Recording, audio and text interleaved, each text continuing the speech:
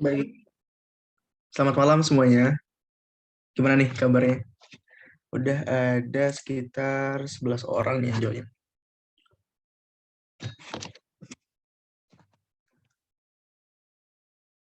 Kalian bisa ngetik aja di chat kalau misalkan malas ngomong atau malu-malu nih. Kabar kalian gimana semuanya? Semoga sehat walafiat.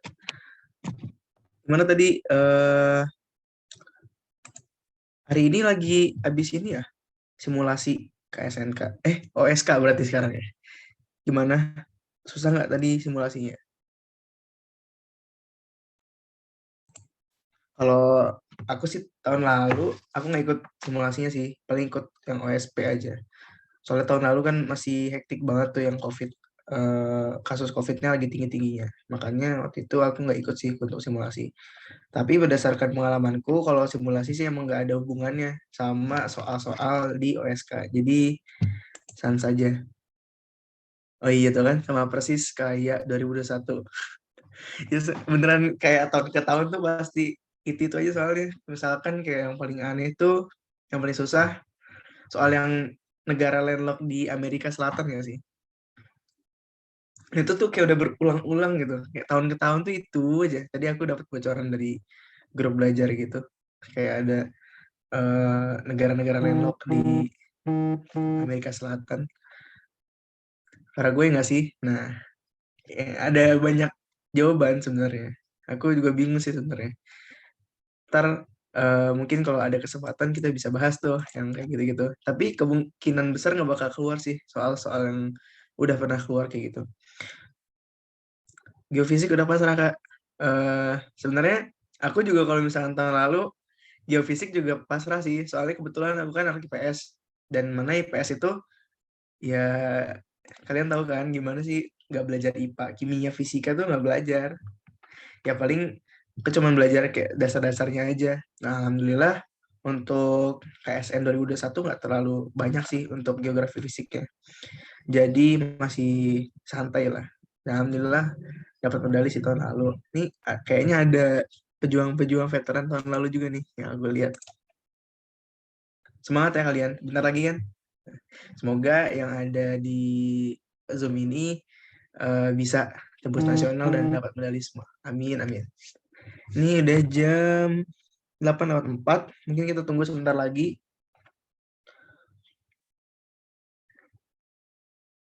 Untuk pembahasan udah 14 orang. Sebentar, sebentar.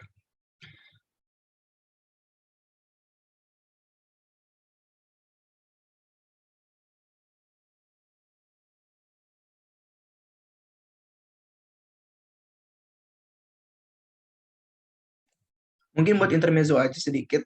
Aku bakal cerita pengalamanku sih. Intinya untuk menjalani Olimpiade itu nggak cuma butuh yang namanya belajar kepintarannya, tapi butuh juga yang namanya doa dan mental gitu. Soalnya dulu waktu aku ke SNK, eh, aku itu sebenarnya nggak lolos ke KSNP karena ditulisnya tuh di pengumuman nama orang lain bla bla bla, tapi nama sekolahnya nama sekolahku dan dan nama orang itu nggak pernah jadi siswa ataupun peserta didik di sekolahku, kan bingung kan. Nah, aku udah pasrah lah pokoknya di situ. Kayak, "Ah, yaudahlah, biarin lah, nggak ikut KSNP." Padahal kan udah 2 kali tuh. Tapi ya udahlah, biarin aja, ikhlas aja gitu. Tapi selang 1 bulan ada pengumuman dari dinas, yang mana waktu itu ternyata geografi banyak banget nama-nama yang salah, yang datanya tuh nggak sinkron. Dan alhamdulillah di situ ada namaku, dan alhamdulillah bisa lolos sampai nasional. Jadi ya percayalah akan kekuatan doa gitu. Karena ya mau nggak mau, bagaimanapun juga usaha kalian yang udah kalian lakuin selama ini, kerja keras dari pagi sampai pagi lagi buat belajar geografi gitu. Ya kalau misalkan itu nggak diridhoi sama Tuhan ya nggak ada nggak ada nilainya gitu. Pasti kalian mau nggak mau juga pasti akan bermuara lagi ke Tuhan, dan bagaimana sih cara kita mendekatkan diri ke Tuhan gitu. Sudah berapa nih? 16 orang, jam 8:06. Mungkin sekitar 4 menit lagi atau mau langsung dimulai aja nih kira-kira.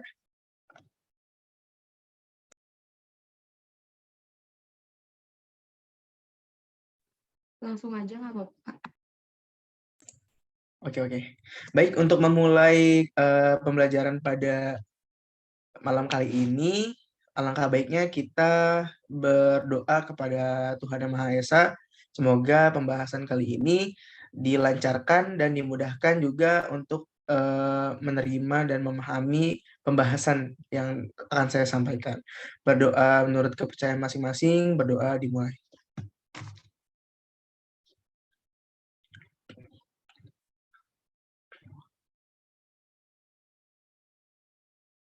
Berdoa selesai. Oke, baik.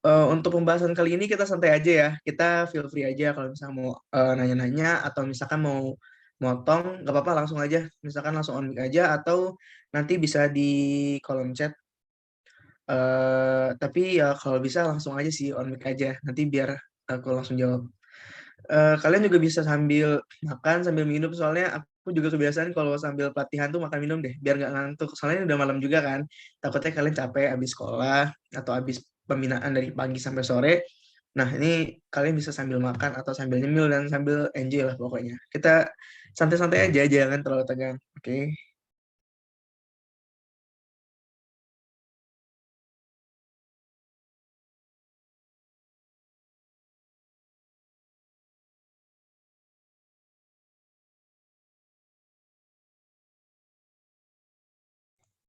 Apakah share screen-ku udah kelihatan? Sudah, Kak. Oke, siap. Baik, mungkin aku bakal tektok-tekokan terus ya. Jadi aku bakal nanya ke kalian satu-satu untuk jawabannya. Atau mungkin ada yang bersedia menjawab langsung on mic aja. Tapi untuk nomor satu nih aku coba bahas dulu ya sendiri. Baik, indikator yang membedakan iklim dengan cuaca adalah, nah ini pasti pertanyaan yang bikin apa ya? Kalian mikir kayak, ah ini pertanyaan gampang banget gitu. Ini kok pertanyaannya gini doang sih Kak gitu. Tapi sebenarnya setelah aku tahu juga dari mulai pelatihan-pelatihan dan pelatnas kemarin, sebenarnya indikator yang membedakan iklim dengan cuaca itu kalau menurut buku-buku kan luasan tempat dan waktu ya. Tapi itu ternyata masih kurang tepat, teman-teman. Jadi yang benar tuh adalah waktu. Nah, gini nih pembahasannya, oke. Eh, Satu-satunya indikator yang membedakan antara iklim dengan cuaca itu adalah durasi atau waktu. Banyak sumber yang menyatakan bahwa luasan tempat juga menjadi indikator. Namun, hingga sekarang belum ada bukti yang menyatakan. Karena banyak wilayah daerah sempit, yang mana apabila memiliki karakteristik yang berbeda dengan wilayah lain dalam jangka waktu yang lama, dapat juga disebut iklim. Misalkan iklim lokal di Papua dan Maluku yang hanya memiliki wilayah yang sempit. Jadi sebenarnya definisi untuk perbedaan iklim dan waktu ada di luasan tempat dan waktu itu masih kurang tepat, teman-teman. Ini banyak juga nih yang salah, banyak yang kekecoh gitu. Ah iya benar-benar. Ini agak gambling banget. Emang di OSK waktu itu pernah ada soal ini juga. Tapi jawabannya dikunci itu luas tempat dan waktu. Cuman secara ilmu gak ada bukti sih yang membuktikan bahwa emang luasan tempat dan waktu itu jadi perbedaan. Tapi lebih ke waktunya gitu. Iya betul yang iklim makro sama mikro juga. Ini kayak misalkan ada iklim kan misalkan dilihat aja dari pola hujannya dari iklim lokal di Papua kan dia kan iklimnya hanya lokal aja tapi itu bisa dibilang iklim karena waktunya lama begitu.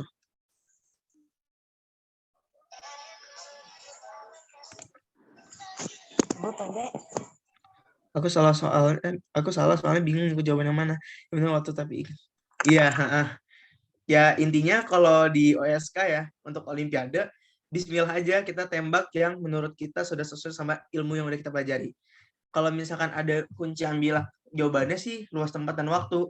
Cuman ini kan ya bisa aja salah. Tapi kalau misalkan menurut penelitian yang mana saya baca sampai sekarang masih berdasarkan waktu sih. Jadi kita ngikut sampai itu aja. Bukan berdasarkan luas tempat dan waktu. Karena manusia juga bisa salah. Soal yang saya buat juga bisa salah. Dan juga tidak menutup kemungkinan bahwa soal yang dibuat Pusprestas juga bisa salah gitu. Dan pasti tiap tahunnya ada pembaharuan ilmu yang mana kita masih bisa belajar. Mungkin ini update-annya begitu. Ada yang mau ditanyakan?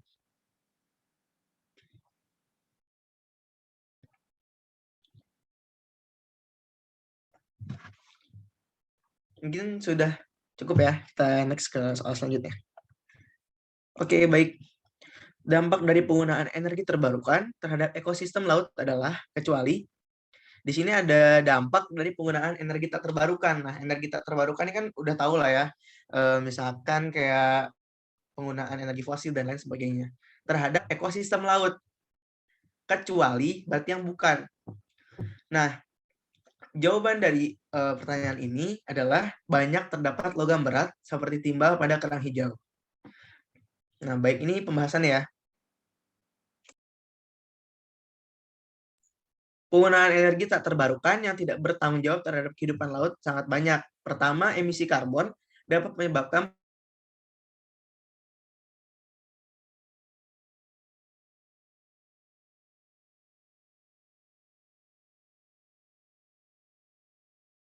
Nah, untuk opsi E sendiri, banyaknya terdapat logam berat pada kerang hijau merupakan dampak buruk dari masifnya industrialisasi dan menempelnya kerang hijau pada bangkai kapal yang tenggelam, bukan merupakan dampak dari penggunaan energi tak terbarukan. Kalau menurunnya tingkat pH air laut kan semakin rendah pH kan maka semakin asam. Dan ini yang disebut sebagai pengasaman lautan atau ocean acidification. Lalu adanya proses coral bleaching seperti yang tadi sudah disampaikan. Cangkang moluska menjadi lemah dan rapuh. Ini salah satu dampak dari adanya pengasaman laut karena nanti asamnya laut akan bereaksi terhadap cangkang moluska. Berkurangnya pteropoda yang menjadi sumber makanan biota laut ini juga termasuk salah satu dampak dari menurunnya pH air laut. Dan yang tadi yang seperti saya bilang bahwa logam berat yang seperti timbal pada kerang hijau itu adalah dampak dari masifnya industrialisasi dan adanya bangkai kapal yang karam gitu. Dan ini tidak ada hubungannya dengan penggunaan energi tak terbarukan. Jadi di sini pengecohnya. Makanya kayak kalian kalau misalkan ketemu sama kerang hijau harus waspada nih, harus dilihat dulu nih kerang hijauan dari mana, dari peternakan atau dari lepas pantai. Soalnya agak berbahaya karena dia sifatnya menyaring, dia bisa menyaring air laut dari limbah-limbah logam berat gitu seperti timbal. Jadi kalau misalkan kalian makan kerang hijau harus dilihat lagi ya. Ini di bawah ada skema dari pengasaman lautan atau ocean acidification. Ini bisa dilihat di sini ada karbon dioksida yang bereaksi dengan air, nanti akan jadi asam karbonat, lalu nanti di sini akan berubah menjadi ion hidrogen dan lain sebagainya, sehingga nanti laut akan lebih asam. Lalu untuk temperatur, karena temperatur di laut ini rata-rata akan semakin meningkat, maka nanti ada satu di koral tuh banyak ada namanya Zentela ya. Mohon maaf nih, aku juga sebenarnya kurang eh, apa ya detail juga karena aku sendiri kan anak IPS nih. Jadi mungkin nanti yang anak IPA bisa koreksi di bawah ya. Jadi pokoknya dia menempel di koral, yang mana kalau misalkan dia mengalami peningkatan suhu, maka dia ini akan rontok zooxanthellanya. Lalu nanti koral akan kehilangan warna dan nantinya koral akan jadi warna putih. Nah, koral warna putih nanti ini akan berubah menjadi koral yang mati. Jadi ini koral sehat dia berwarna-warni, koral yang terkena bleaching atau pemutihan dia akan jadi warna putih, ternyata koral yang mati akan berwarna hitam gitu. Permisi Kak, nanti di-send di grup file-nya. Insya Allah di-send sama admin ya. Oke, ada yang mau nanya nggak untuk pertanyaan kedua?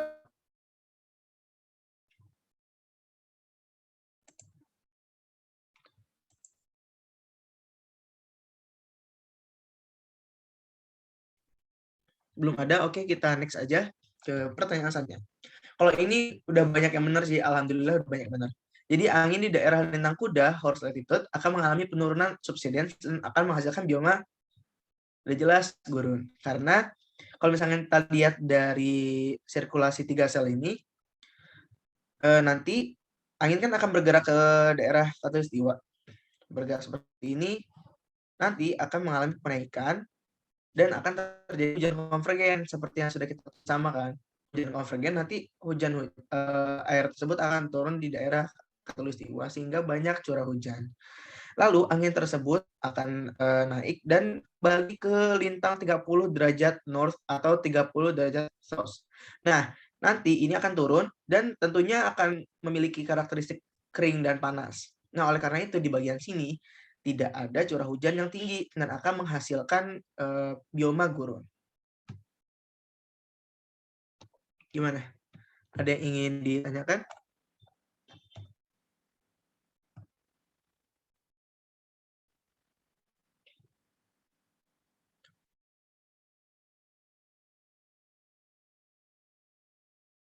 Maaf, aku izin sebentar. Ada perlu sebentar ya. Paling 2 menit. Maaf.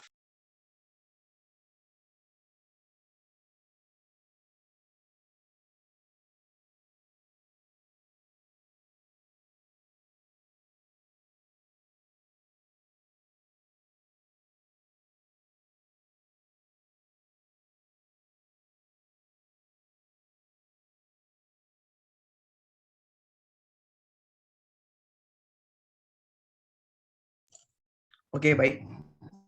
Oh, enggak, belum ada yang nanya nih. Atau kita next saja. Boleh ulang nomor 3. Makasih. Oke, bentar ya.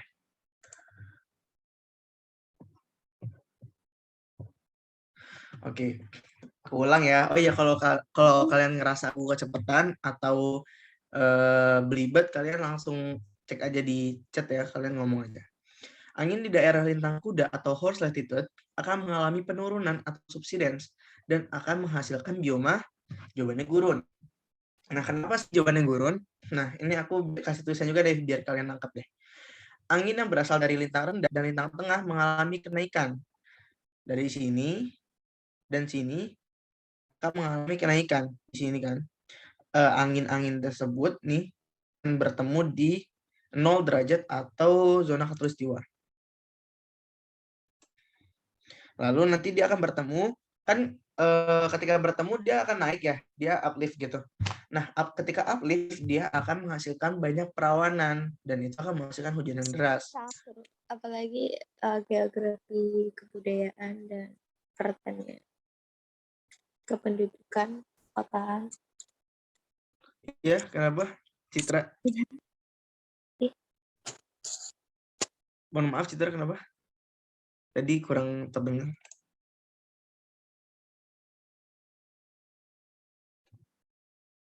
Oh, mungkin ini ya, kepencet mic-nya.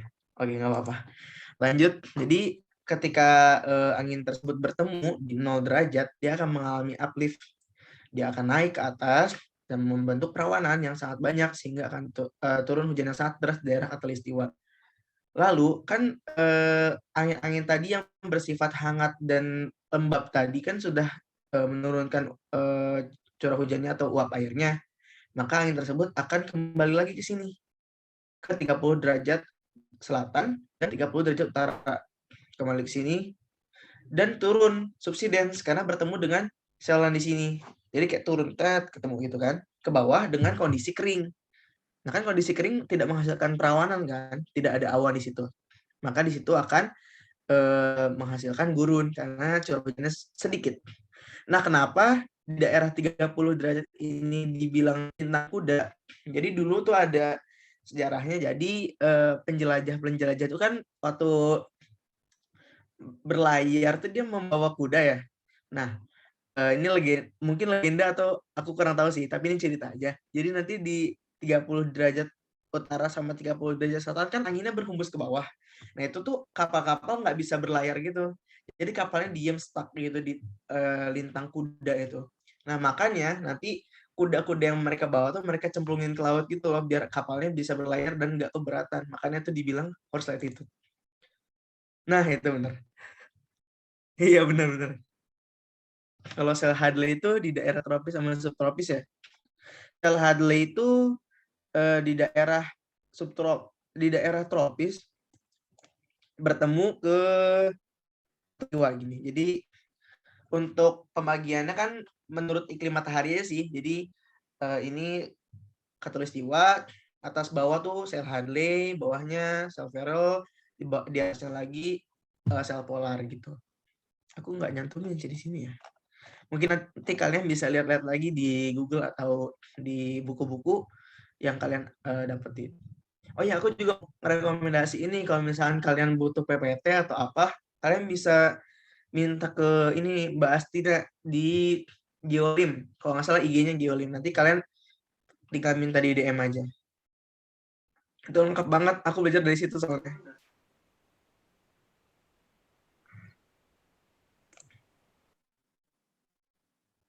Oke, ada yang mau ditanyakan lagi atau masih kurang jelas?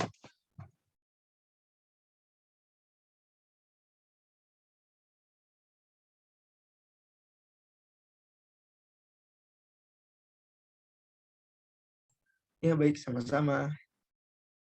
Aman. Oke, aman. Siap, siap, siap. Kita lanjut ke nomor 4. Nomor 4 ini juga banyak yang benar. Gambar di atas menunjukkan sebuah fenomena dalam dunia aviasi. Aviasi itu penerbangan ya. Ketika pesawat akan lepas landas atau mendarat. Betapa sebuah angin yang menahan laju pesawat sehingga menyebabkan penurunan kecepatan dan ketinggian pesawat. Angin ini bahaya karena dapat menyebabkan pesawat menghantam permukaan bumi. Angin ini biasa disebut sebagai nggak dibahas 100 soal, tapi yang aku kira salah aja sih. Soalnya waktu kita kan cuma sejam. Ini bentar lagi sekitar 30 menit lebih bakal habis. Jadi menurutku ini yang banyak salah aja sih. Jadi ada beberapa soal yang bakal aku skip. Nanti kalian bisa akses pembahasannya di dedikasi admin Alpha Academy ya. Nah ini jawabannya microburst. Kalau kalian tahu kan anginnya turun ke bawah ya. Turun ke bawah dan buat awalnya pesawat yang mau take off tapi malah jatuh. Nah, jatuh ini sering banyak menimbulkan kecelakaan. Nah, yang benar itu adalah microburst. Jadi, ini penjelasannya. Jadi kan pembentukan awan tuh ada yang pertama dia updraft ya. Jadi angin ke atas dulu. Angin ke atas membentuk perawanan, dia menyebar sampai ke lapisan inversi namanya. Jadi dia membentuk anvil head, dia datar di atas. Ini untuk cumulonimbus karena tinggi banget, dia nggak bisa menembus lapisan tropopause. Jadi dia akhirnya melebar ke samping, dia yang awal vertikal di horizontal. Angin yang ke atas kan nggak terus-terusan di atas, pasti dia ke bawah lagi kan. Setelah dia ke atas, berhenti ke bawah. Nah, angin yang turun ke bawah dengan cepat itu biasa disebut microburst. Ini bisa dilihat nih, udara yang awalnya ke atas, turun dia malah ke bawah. Serat. Istilahnya kayak kalian nyemprot air aja ke bawah ke lantai tes gitu. Kan pasti anginnya bergulung-gulung kayak gini. Nah, ini nih yang bahaya banget buat penerbangan gitu. Nah, ini proses pembentukan awan dimulai ketika angin yang uplift atau updraft membentuk awan pada tahap dewasa atau mature. Angin mengalami downdraft atau penurunan dengan kecepatan yang tinggi. Angin ini akan menghantam permukaan bumi sehingga menyebabkan benda apapun yang dilewatinya menjadi jatuh ke bumi. Downburst juga biasa disebut sebagai microburst. Jadi sama aja gitu guys. Gimana?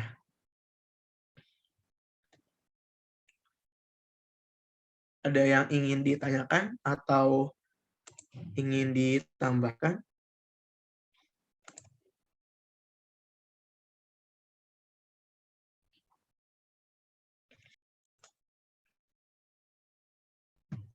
Oke, kita next aja ya sambil nunggu pertanyaan-pertanyaan. Untuk ini mungkin banyak yang benar sih untuk nomor 5. Ini aku iseng banget. Ceritanya ada pengantin di kota Pontianak yang mengadakan acara resepsi yang outdoor. Sebagai seorang geografer, Anda diminta untuk menentukan waktu pelaksanaan tanggal pernikahan. Nah, jawabannya benar itu adalah pertengahan Agustus pukul 10 pagi. Nah, kenapa sih harus Agustus? Kalau misalnya kita lihat Pontianak itu tipe hujannya ekuatorial. Yang mana ekuatorial itu puncaknya itu ada di 2 titik zenit atau 2 titik equinox. Jadi matahari itu benar-benar tepat ada di khatulistiwa. Penyinaran yang masif itu kan bikin air yang ada di permukaan laut sama di tumbuhan kan jadi evaporasinya maksimal ya. Makanya nanti banyak terjadi hujan di daerah tropis, di daerah yang tropis dan memiliki curah hujan yang tipe curah hujan yang tropis juga atau ekuatorial. Nah, nih Pontianak ini tepat berada di bintang 0 yang menunjukkan bahwa daerah ini beriklim tropis. Hal ini menyebabkan Pontianak dilalui 2 kali zenit atau posisi matahari tepat berada di atas kepala. Pemanasan yang optimum terjadi ketika zenit atau equinox. Oleh karena itu curah hujan didominasi bulan Mei dan Oktober dengan curah hujan terendah di bulan Agustus. Selain itu, waktu turunnya hujan di ekuator didominasi pada sore hari nih, karena pemanasan optimum di siang hari. Sehingga jika ingin mengadakan acara, hendaknya dilaksanakan pada bulan Agustus di pagi hari. Kan kalian juga pastinya sering banget ngerasain hujan tuh sore-sore atau enggak malam-malam. Soalnya dari pagi ke siang tuh cerah banget, dan cerahnya itu membuat banyak tingginya tingkat evaporasi. Jadi nanti di sore hari dan malam hari biasanya akan terjadi banyak hujan gitu. Ada yang ingin ditanyakan? Maaf, aku izin minum dulu ya.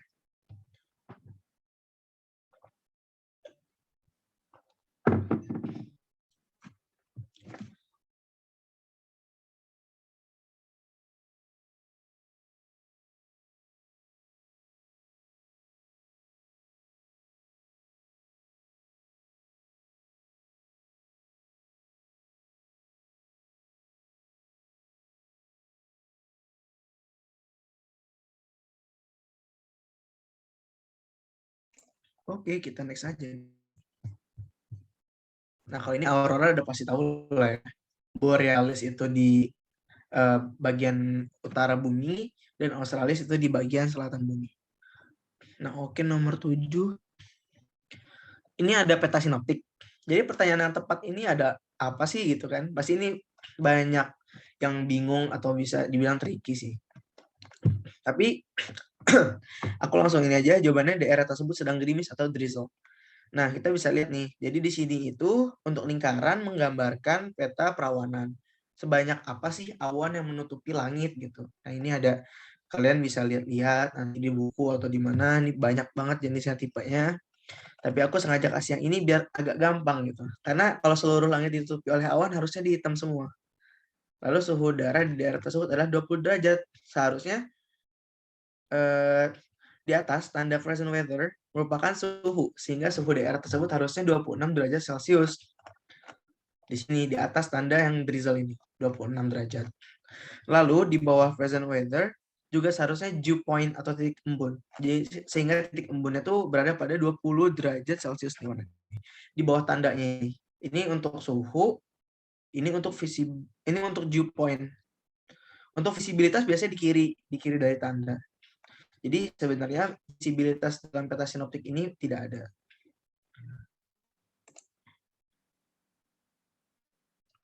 Kebumian sih ini, tapi dia juga ada, tapi mungkin belum begitu ditekankan banget. Iya, iya. Ini kan geo kebumian kayak beririsan gitu kan. Sebenarnya geo sama semua pelajar irisan sih, mungkin sama, iya benar. Semua beririsan. Cuman ya biasanya geo tuh yang dasar-dasarnya sih. Iya, Besti. Kenapa Besti? Oke, ini habis itu ada tekanan udara di sini ya, 027. Oke, baik. Jadi untuk tekanannya diawali angka 0, 1, 2, 3, 4, 5, 6, maka diawali dengan angka 10 ditambah tanda koma sebelum angka terakhir. Misalkan ini kan tadi tertulis 027. Berarti sebenarnya tekanan udara dari daerah tersebut adalah 1027 milibar. Sedangkan yang angka yang terdapat pada peta sinoptik 789, maka ditambah angka 9. Misalkan tertulis di situ angkanya 982. Nah, maka tekanan sebenarnya adalah 998,2. Oh, jangan lupa ditambahin koma di belakang angka terakhir, di depan angka terakhir. Kita next aja ya. Berhubung ini banyak yang salah juga soal selanjutnya.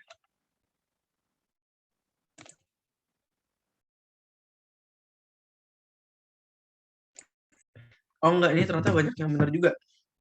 Kemarin juga setelah aku lihat ternyata ya ada juga sih miripnya sama soal KSR. Kalian bisa ikut juga deh soal KSR, apa, kompetisi sains ruang guru nanti kalau misalkan ada diselenggarakan lagi. Nah, ini gambar Great Lakes di United States. Nah, menurut analisis Anda, mengapa hal ini dapat terjadi? Kita langsung aja. Jadi adanya bertemunya angin dingin dari Kanada dengan kondisi hangat danau Great Lakes. Jadi ini ada ilustrasinya. Jadi namanya lake effect snow from namanya efek salju, apa ya bahasa Indonesia enak ya. Udah pokoknya lake snow effect atau lake enhanced snow. Jadi ini tuh terjadi di Great Lakes di US. Nah, fenomena ini dapat terjadi karena terdapat angin yang bersifat dingin dari bagian barat atau barat laut, atau Kanada kan dia dari kutub ya, kutub utara, yang bertemu dengan danau Great Lakes yang bersifat hangat. Jadi ketika cold air-nya bertemu dengan heat and moisture, uap air dari danaunya tersebut, dia akan bereaksi pasti kan. Nah, nanti akan terbentuk yang namanya awan.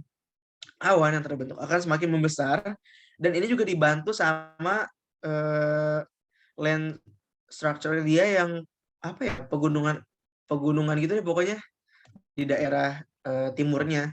Dan mana kan dia pasti kedorong ke atas kan rawanan itu, dan ketika udah nyampe atas pasti dia akan menimbulkan salju. Nah, jadi itu namanya fenomena lake snow effect atau lake enhanced snow. Gimana guys? Apakah ada yang ingin ditanyakan atau yang masih dibingungkan atau yang ingin dicari? Kalian bisa banget nyari-nyari sumber di Geograph 88 atau yang lain sebagainya sih, soalnya itu lengkap banget. Aman nggak? Oke, aman Besti. Ini tadi ngetik Besti nih. Ini jenis tipe iklim Koppen ya, Semenanjung Arabia kita pasti tahu lah ya. Kalau misalnya Semenanjung Arabia kan gurun. Nah, gurun kan B, kering dia. Dinomisasi oleh gurun pasir yang memiliki temperatur tinggi. Iklim yang cocok adalah BWH, kering, gurun, dan panas. Kalau C, subtropis. Kalau B, kering. Dan W itu gurun. Nah, B kan ada W, ada S. Jadi, W itu gurun dan S itu stepa. Ya, intinya nggak usah terlalu banyak dipikirin sih yang itu. Kayaknya jarang keluar juga deh. Aku lagi iseng aja ngisi itu. Terus, nomor 10. Ini juga perlu nih kayak gini. Ini tuh kalian bingung gak sih ini gambar apaan kok nih orang jalan-jalan di kebun gitu kan? Oh, BSD dikira kita semua BSD. Enggak ya? Harus BSD dong nanti. Nah, ini bener banget nih, wine. Ini kebun bukan sembarang kebun, guys. Ini kebunnya kebun wine ini. Ya, jangan dibilang ini kebun pisang nih, salah. Nah, ini jenis wisata tuh apa sih gitu kan? Jawabannya wine tourism. Nah, ini nih orang tuh lagi dipandu buat jalan-jalan di kebun anggur atau kebun wine. Nanti akan jadi produksi wine gitu.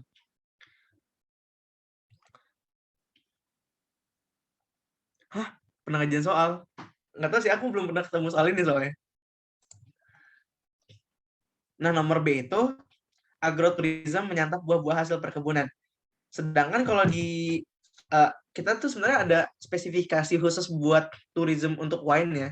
Jadi ini tuh kebun anggur, bukan kebun sembarang kebun. Jadi ini di kebun anggur. Nah, kebun anggur ini dia di kebun anggur ini kan kayak banyak potensi ya. Nah, salah satu potensinya adalah turisme.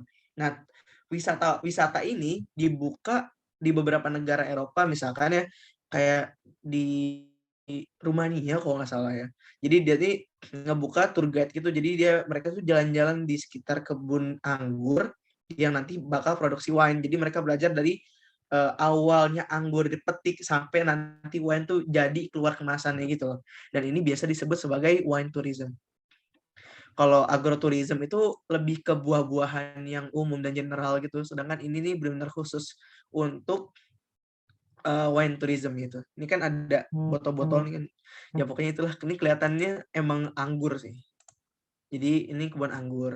Kelihatan dari yang lain gitu, bedanya dari yang lain. Nah, kalau avitourism itu dia kalau nggak, oh ya, avitourism itu dia wisata ngeliat burung-burung. Ya, emang aneh sih. Terus agroturism yang kayak tadi, arkitourism sama relief pegunungan, MICE itu ada singkatannya sendiri, nanti kalian bisa cari. Jadi MICE itu pokoknya inti tentang bisnis.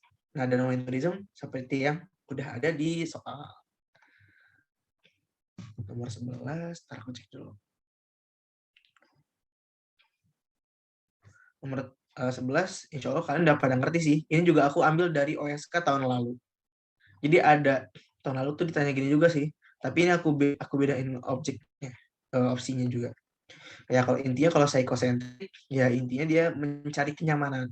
Makanya aku masukin di sini Gangnam Street. Soalnya dia kan tinggal jalan-jalan aja tuh di daerah Gangnam Street-nya itu. Sedangkan kalau yang lain Gunung Fuji, Grand Canyon, hutan Amazon sama Danau Ranakumbolo yang ada di Gunung Semeru kan butuh perjuangan dan ya dia masuknya ke allocentric. Kayaknya lanjut aja ya. Nomor 12. Oke. Gambar di atas merupakan sebuah bangunan bersejarah yang ada di Spanyol yang kini dijadikan katedral. Apa nama bangunan tersebut? Jawabannya adalah Mezquita de Cordoba. Jadi ini dulunya, ya betul, ini Cordoba. Kalau Arc de Triomphe kan di Prancis. Mezquita de Cordoba, dia ada arsitektur Islamnya di sini, di dalamnya. Ini dari pintu-pintunya juga kelihatan dia arsitektur Islam. Kalau katedral di Sevilla benar-benar yang kayak katedralnya orang, kalau mikir katedral tuh kayak apa sih? Nah, itu katedral di Sevilla. Kalau Alhambra Palace dia di bukit gitu loh, kalau kalian pernah lihat Alhambra. Dan biasanya kalau di sinari matahari tuh dia warnanya merah, makanya namanya Alhambra. Alhambra tuh kalau bahasa Arab artinya merah. Alcázar de Segovia tuh sama juga, dia kayak kastil di atas bukit gitu. Jadi kalau yang bisa kalian lihat di sini adalah Mezquita de Cordoba. Oke, ini emang kadang-kadang soal OSK tuh suka random gitu loh guys. Jadi waktu tahun lalu, coba deh yang tahun lalu ikut OSK, tuh ada soal yang apa ya, yang kayak lumbung padi gitu loh, yang di Spanyol juga. Jadi tapi di atasnya ada salibnya nggak sih? Pokoknya random deh. Ya soal gacha bener banget. Ini aku juga banyakin soal gacha di sini. Itu beneran yang kayak ini apa sih soal kayak gini dah, aneh banget deh. Itu makanya udah ini bismillah aja dah. Iya kan, kayak makam gitu. Kayak bayangin aja masa bentuk apaan begitu tuh. Iya lumbung, makanya kayak apaan nih kok. Kalau nggak salah aku lihat ada salibnya di atas, aku kira tuh kapel gitu loh. Iya lumbung. Makanya wah gila nih, salah nih. Ternyata bener. Oke, lanjut aja guys. Raja memerintahkan pembangunan tentara terakota adalah jelas ya Qin Shi Huang. Ini juga sama soal gacha, jadi kita nggak usah belajar sih sebenarnya. Cuman ini pengetahuan baru aja. Kalau Nebukadnezar itu raja Babilonia baru, dia di Mediterania. Genghis Khan itu penguasa Mongol, Puyi itu kaisar terakhir Cina, Cheng Te itu kaisar Cina Muslim, dan Qin Shi Huang tuh yang terus pembuatan tentara terakota. Oke lanjut. Nomor 14, ini kita analis dulu ke TMII. Soalnya ini lagi happening banget. Beberapa waktu terakhir viral di media sosial mengenai renovasi dan revitalisasi TMI. Menurut rencana, banyak objek yang akan dipugar dan ditambah kapasitasnya, misalkan Anjungan Provinsi dan Danau Archipelago. Jika dikaji menurut teori Butler, pada tahap apakah TMI berada? Jawabannya adalah rejuvenation. Kenapa rejuvenation? Kita mulai dari sini nih. Ini ada eksplorasi, benar-benar yang fase di mana satu daerah ini baru memulai pengembangan wisata. Eksplorasi ya. Ini aku kasih tulisan juga deh. Dan dia biasanya wisatanya tuh alam dan belum ada pengembangan sama sekali. Kedua, fase keterlibatan atau involvement, di mana destinasi wisata mulai serius dilakukan dan menjadi sumber pemasukan. Di misalkan udah dibangun kayak toilet-toilet umum, tempat-tempat jajan kayak gitu tuh. Lalu ketiga ada fase pembangunan atau development, yang mana pasar wisatawan sudah mulai rapi dan tertata. Jadi udah mulai dibikin tempat yang tertata dan berkurangnya kontrol dan keterlibatan masyarakat. Karena biasanya pemerintah ini udah mulai campur tangan karena pemerintah melihat ini sebagai salah satu objek wisata yang bisa mendatangkan pendapatan asli daerah sehingga jadi lebih tinggi lagi gitu. Keempat ada konsolidasi. Jadi ini pertumbuhan wisatawan udah mulai melambat, baik karena kebijakan mengembang ataupun kurangnya atraksi. Dia udah mulai melambat ini pertumbuhan wisatawannya, kayak udah lama-lama bosen kan, pasti ke Dufan lagi atau ke TMII lagi gitu aja, gak ada perbedaan. Lalu adanya fase stagnasi atau stagnan. Fase ini di mana destinasi terdapat pada titik jenuh. Banyak dampak negatif seperti penumpukan sampah, degradasi sosial budaya masyarakat, dan kebocoran ekonomi. Jadi kayak gitu-gitu aja deh, nggak ada penambahan atraksi, nggak ada apa-apa. Itu aja, lama-lama pasti wisatawan bosan dan udah tahu, jadinya bakal turun. Nah nanti apakah yang akan dilaksanakan oleh pengembang selanjutnya, ada banyak banget pilihan. Mau dia turun karena nggak ada atraksi lagi, sedikit turun karena ya usaha nggak lagi, ada yang stagnan turun tapi nggak tahu turun banget, ada yang naik dikit, ada yang naik banyak gitu, rejuvenation. Makanya TMII kemarin aku lihat dan baca beritanya juga bahwa dia tuh bener-bener yang kayak nyeleksi mana nih tempat-tempat yang kira-kira banyak pengunjungnya dan yang sekiranya bisa direvitalisasi. Maka dari itu, TMII sekarang lagi berada di tahap rejuvenation. Gitu guys, bagaimana?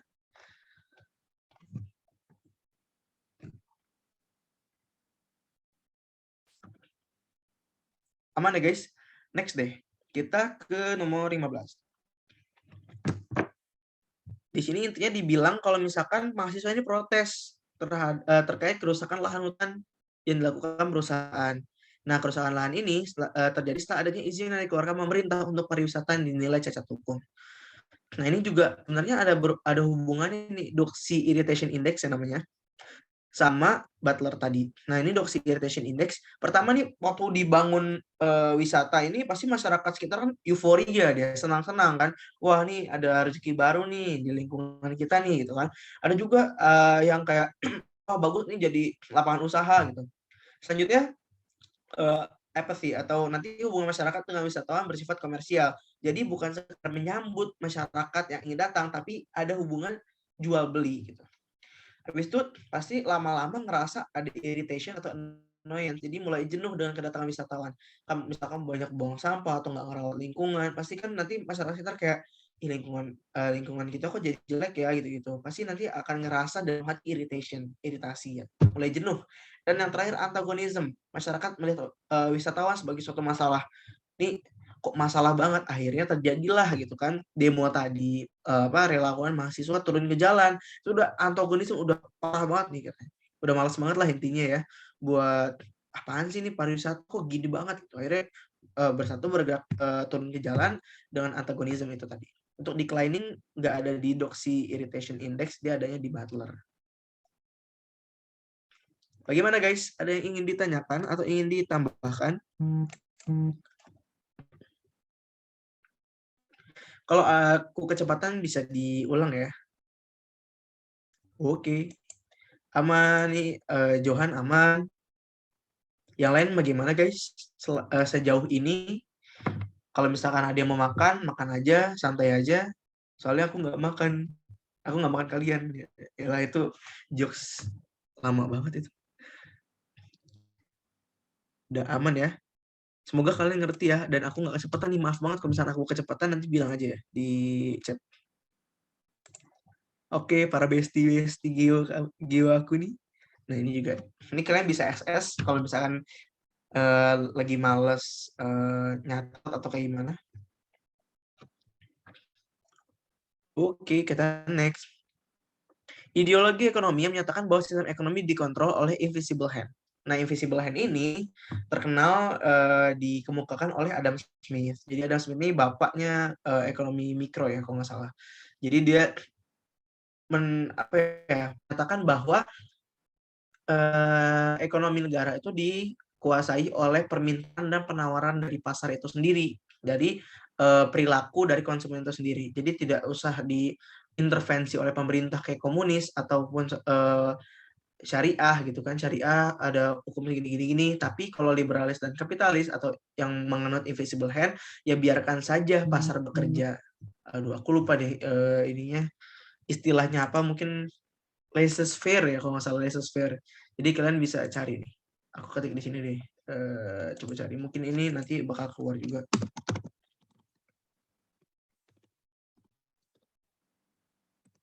Tulisannya guys.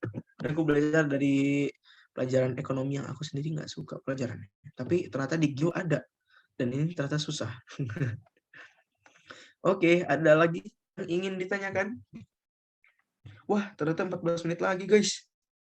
Bentar lagi. Masih 17 soal. Aku pilih-pilih yang susah banget, yang sedikit banget yang bener. Ini insya Allah bisa lah ya, bener. Oke, ini sebenarnya nggak usah dipelajari sih, tapi ini sedikit banget. Soalnya aku juga baru tahu ternyata Suriname yang persentase penduduk muslimnya itu cuma 15%, malah jadi member OKI atau organisasi kerjasama Islam. Sedangkan Bosnia Herzegovina yang sekitar 40-50% penduduk muslimnya banyak, 50% penduduknya muslim gitu ya. Dia tuh malah nggak masuk dan cuma jadi negara pengamat doang gitu. Setelah aku baca ternyata dulu itu belum ada peraturan yang menyatakan bahwa negara muslim itu negara yang boleh masuk ke OKI itu adalah negara muslim. Jadi Suriname ini ikut gitu loh. Padahal dia negara apa persentase muslim cuma 15%. Itu sekedar fun fact aja guys. Jadi kita next lagi. Kalau ini Tibet Nepal udah tahu lah ya 19. Tibet Nepal kan dia di dataran tinggi ya dan juga banyak rumput-rumputan gitu loh guys. Nah itu kan tundra namanya alpin, tundra alpin gitu. Tundra yang ada di pegunungan tinggi. Nah, selanjutnya nomor 20, kura-kura raksasa Darwin's Finch. Nah, ini kan udah ketahuan nih Darwin kan. Nah, kalian tahu kan evolusi Darwin yang make burung finch. Nah, ini di Pulau Galapagos. Nah, Pulau Galapagos itu ada dari mana? Di Ekuador. Begitu, guys. Ya, betul, di Galapagos. Selanjutnya ini ada nomor 21. Oke, sedikit yang benar. Berdasarkan analisis Anda, bioma apakah yang digambarkan oleh siklus nutrien tersebut? Jadi, oke, jelasin ini kayaknya agak lama penjelasannya. Namanya siklus nutrien Grasmol. Grasmol. Nah, pokoknya itu deh. Terlihat bagian B atau biomasa memiliki konsentrasi yang besar dibandingkan dengan L, liter. Liter kayak serasah atau daun-daun itu, daun-daun kering, dan soil yang kecil, lebih kecil daripada biomasanya. Begitu pun dengan masukan dan pengeluaran yang besar. Jadi di siklus nutrien Grasmol ini dibilang ada pemasukan dan pengeluaran dalam suatu bioma. Nah, ini kan bioma tuh terdiri dari 3 komponen, biomas, liter, dan soil. Jadi untuk pemasukan sendiri, soil itu dari pelapukan atau weathering. Dia keluar semakin besar soil, berarti kan semakin besar juga weatheringnya, semakin kecil soil, semakin besar juga leachingnya atau pencuciannya gitu. Cara bacanya gitu. Ini masuk, ini keluar. Dan kalau ya ibaratnya aja kita semakin bertambah banyak, kita makin banyak makan, kita makin bertambah berat badannya. Berarti semakin banyak weatheringnya, semakin tinggi soilnya. Semakin banyak pencuciannya, semakin kecil juga soilnya.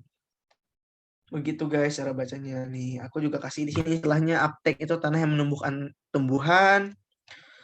Fallout itu bagian tumbuhan yang mati akan menjadi sampah atau serasah. Presipitasi, run out, air limpasan. Decay itu sampah yang terurai, weathering, leaching, pencucian. Nah, ini tiga bioma. Ini kalau taiga itu besar di literingnya. Di serasahnya kan taiga kan tumbuh nanti daun-daunnya tuh mesornya di liter gitu. Karena ada slow transfer karena kondisi yang dingin begitu. Ini kalau tropical rainforest paling gampang sih ngeliatnya, soalnya kan biomasanya banyak ya. Biomasa tuh masuknya dari mana sih? Biomasa tuh uptake-nya dari pathway, dari uptake. Ya, uptake itu apa? Tanah yang menumbuhkan tumbuhan. Fallout-nya bagian tumbuhan yang mati akan menjadi sampah atau serasa. Nah, tapi dia biomasanya pasti lebih banyak karena keanekaragaman hayatinya juga lebih banyak begitu. Gimana guys? Ngerti nggak? Ini mungkin agak susah dipahami sih, cuman waktu kita agak terbatas ya guys ya. Intinya ini kita main masuk keluar aja sih. Apa yang dimasukin, apa yang dikeluarin gitu. Misalkan dia nih tinggi banget presipitasinya, berarti liternya tinggi.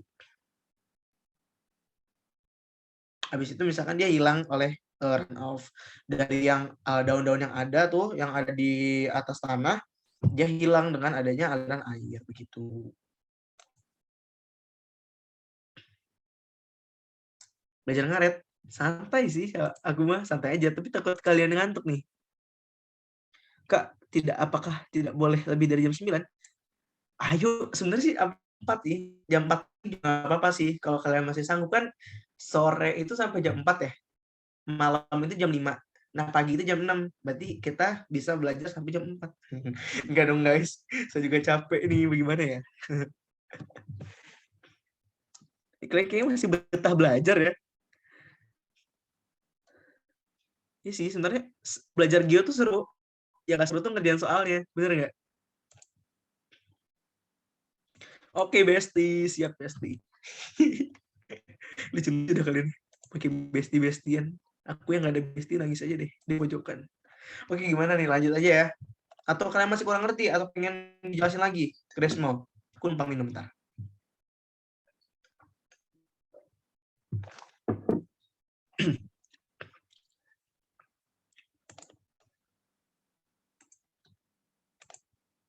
minta tolong dijelasin lagi, Kak. Oke, oke. Aku jelasin yang mudah dulu ya. Nanti yang mungkin yang mudah itu tropical rainforest. Nanti sisanya kalian bisa baca-baca sendiri atau nyari di situs-situs lain. Jadi ini pada siklus nutrient Graysmall di atas, terlihat bagian B atau biomass memiliki konsentrasi yang besar dibandingkan dengan liter atau soil. Nah, begitupun dengan masukan dan pengeluaran yang besar. Semakin nih bayangin aja kalian tuh hutan hujan tropis. Nah, hutan hujan tropis tuh banyak tumbuhan kan, banyak banget tumbuhan. Nah, karena banyak tumbuhan, pasti biomasanya semakin banyak dong, ya kan? Biomas semakin banyak dan itu menandakan bahwa dia itu adalah tropical rainforest. Nih, aku nih kasih ya.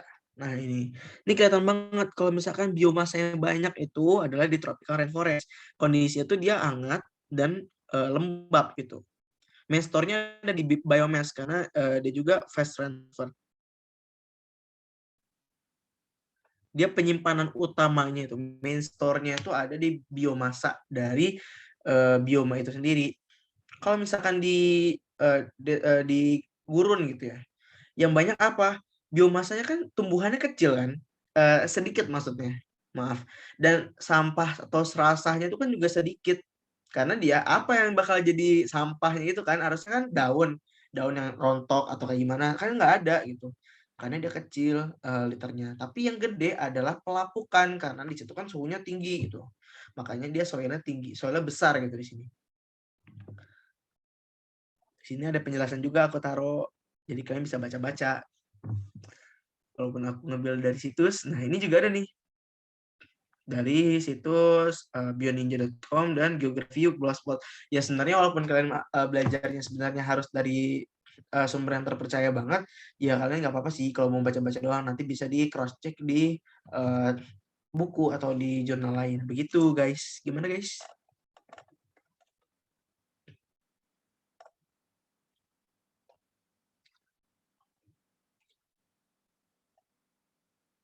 Intinya dari siklus nutrien Graysmall ini ada tiga indikator, tiga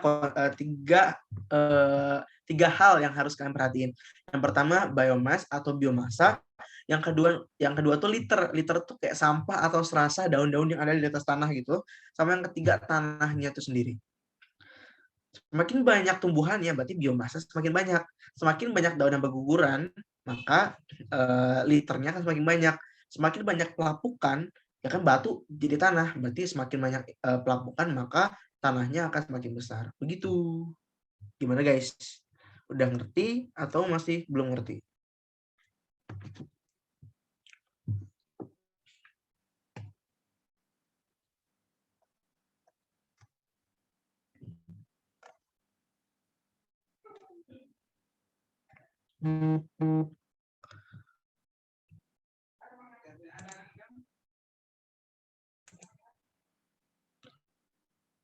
Cukup ya? Oke, Vinga. Terima kasih. Nanti kalau misalnya kalian ada yang mau nanya-nanya, kalian bisa tanya aja deh ke aku atau ke siapa. Oke, nanti aku kasih Instagramku deh kalau misalnya kalian mau DM atau kayak gimana atau mau nanya sebelum OSK bisa langsung tanya aja. Oke. Perhatikan gambar di bawah. Penyebab dari fenomena di atas adalah ini jawabannya eutrofikasi. Eutrofikasi itu adalah fenomena yang disebabkan oleh limbah fosfat dan ditandai dengan meledaknya populasi alga pada suatu perairan sehingga dapat menurunkan tingkat konsentrasi oksigen terlarut bahkan hingga sampai titik nol. Nah, gambar tersebut kan kelihatan nih ikan mati ngambang. Ikan mati ngambang, dia samping-samping ini banyak hijau-hijau nih. Ya, berarti kan jawabannya, oh nih, berarti dia mati. Kalian harus hubungin gambarnya. Ikan ini mati, penyebabnya ini si hijau-hijau nih. Hijaunya ini apa nih? Alga. Nah, kenapa alga? Karena alganya dia di atas permukaan air, yang mana nutupin permukaan air itu. Jadi, oksigen yang dari udara nggak bisa masuk ke air. Sinar matahari juga tertutupi begitu. Degradasi hutan nggak ada hubungannya sama hal ini. Bioremediasi malah lebih bagus. Bioremediasi kan berarti kan dia kayak mengurangi limbahnya itu dengan cara penyebaran bibit biologis kayak gitu, misalkan dengan bakteri ataupun yang lain sebagainya. Aku terlepas pantai nggak ada hubungannya. eutrofikasi juga ada, dan organisme tidak cocok hidup di tempat tersebut. Cocok, cuman ada eutrofikasi itu sendiri. Gimana guys? Mengerti atau kayak kecepatan nih guys? Lebih dari jam 9 siap nih Kak. Woi, gaskeun. Ayo. Oke, aman ya.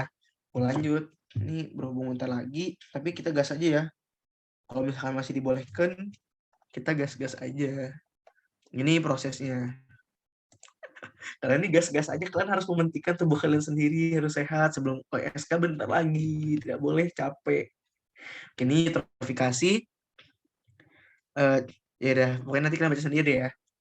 Nomor 23 nih. Gampang sih ya. Intinya dia udah rusak. Dia ada. Oke. Gambar di atas adalah penampakan pulau panjang yang rusak pasca erupsi Gunung Anak Krakatau. Hal ini merupakan satu langkah awal mengawali proses suksesi sekunder.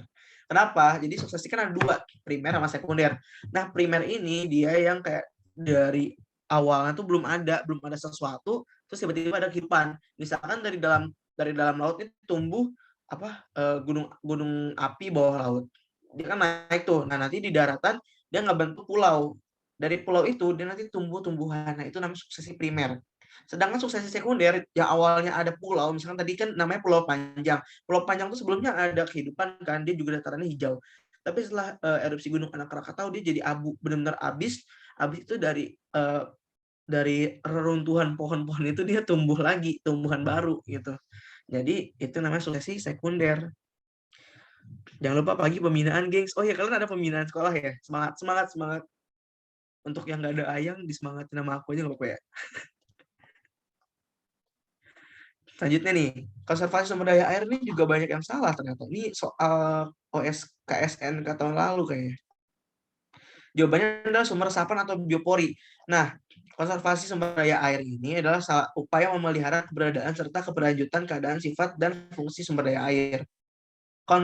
Konservasi ini bukanlah konversi, teman-teman. Kalau konversi kan mengubah sesuatu menjadi sesuatu kan.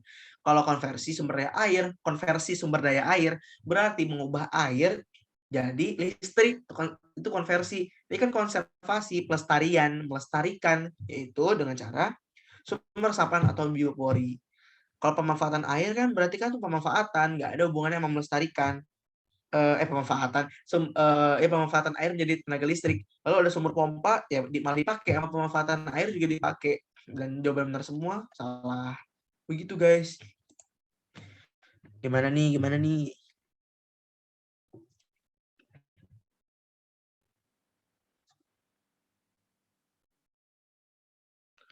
Aku lanjut aja ya. Kalau ini, oke. Bentar ya. Ini sudah jam 9, bagaimana Kak? Untuk hasil TO-nya belum dibagikan ya Kak? Itu untuk hasil TO nanti bisa ditanyakan ke admin Alpha Academy ya. Terima kasih. Daur ulang limbah termasuk konservasi nggak Kak? Daur ulang limbah, menurutku daur ulang limbah masih bisa termasuk ke konservasi sih. Kan dia pelestarian yang mana dari air limbah jadi air bersih gitu. Begitu Naila. Nalia. Maaf banget. Maaf.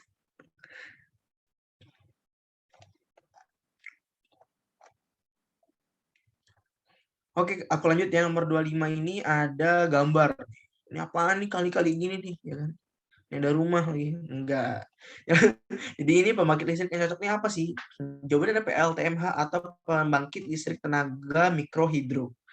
Kalau PLTH kan pembangkit listrik tenaga air, PLTA. Air itu dia kayak bentuknya dam atau bendungan gitu ya. Cuman kalau PLTMH ini dia kayak turbin, kayak kincir air gitu loh. Jadi PLTMH, mikrohidro, biasanya di sungai-sungai kecil yang ada di pedesaan. Jadi ini ada linknya, nanti kalian bisa nonton. Jadi ini nih kayak skalanya kecil dan sekarang lagi sedang dikembangkan lagi.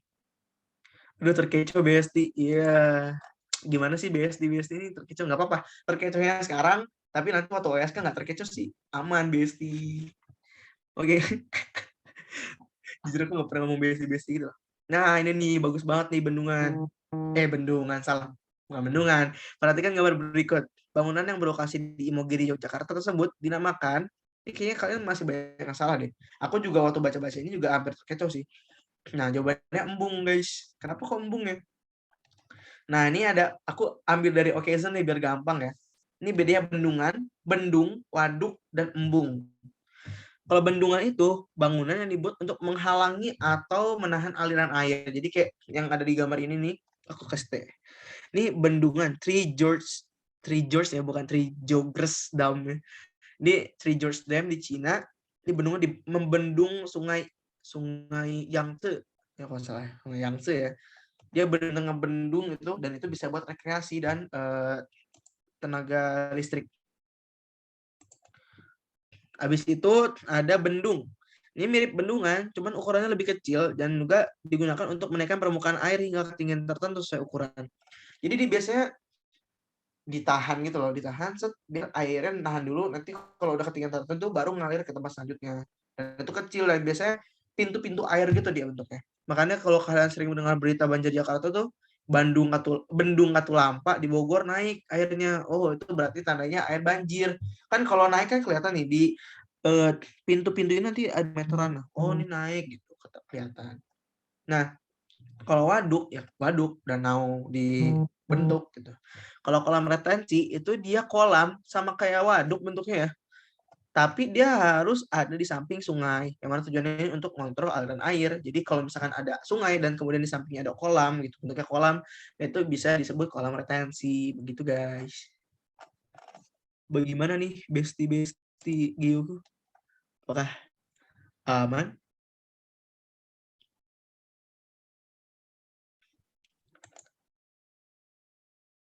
Untuk Kak Agim ini aku lebih dari jam 9 nggak apa-apa ya Kak? Ya, boleh. Oke Kak. Nih gimana nih? Belum lemes kan ya? Oh, beda. Jadi kolam retensi ya. Oh, aku belum nyebut embung ya. Jadi embung tuh cekungan yang dibangun untuk